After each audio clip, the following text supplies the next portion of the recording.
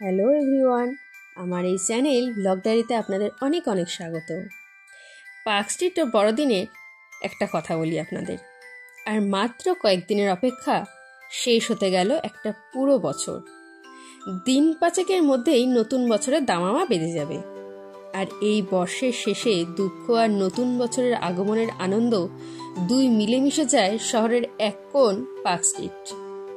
Park street একসময় শহরের বাবুদের আমোদ প্রমোদের প্রিয় জায়গা ছিল। সেই পার্ক স্ট্রিট এখন কদিন শহরের আকর্ষণের প্রাণকেন্দ্র হয়ে ওঠে। এই বিষয়টা যদি আর নতুন নয়, পার্ক স্ট্রিটের পুরো এরিয়া জুড়ে সেই আলোর খেলা দেখতে মোহিত হয়নি এমন কেউকে খুঁজে পাওয়া যাবে না, বা তার জুড়ি মেলা ভার। প্রত্যেক বছর এই আলোর রূপ নানাভাবে আঙ্গিকে ধরা দেয়। রাস্তা জুড়ে আলোকসজ্জা এই কদিন যে পরিমাণ ভিড় টানবে, সেটা অনেকটা পুজোর ভিড়ের সমানই বলা যায়।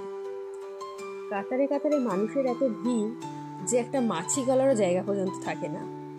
বড়দিন যে এত ভালোভাবে এত বড়ভাবে সেলিব্রেট করা যেতে পারে, তার জলজান্ত উদাহরণ হলো পার্ক স্ট্রিট। আসলে বাঙালি সবসময় উৎসবপ্রিয়, এবং বাঙালির ভাগ্যে প্রকৃত শীত জোটে মাত্র কয়েকটা দিন, আর বাঙালি সেটা চেটে পুটে উপভোগ করে। বড়দিনের কেকের সঙ্গে বাড়তি পাওনা থাকে এই মনোমোহিনী আলোকসজ্জা, আর তা যদি একটু আনন্দ দিতে পারে তো তাতে ক্ষতি কি? তবে কি জানেন তো, বাঙালি মানেই ভ্রমণ পিয়াসী। বাঙালিকে এমনিতেই বলে 12 মাসে 13 পার্বণ। ওই জন্য একটু আনন্দের ছটা পেলেই বাঙালি ছুটে যায় সেই আনন্দ উপভোগ করতে।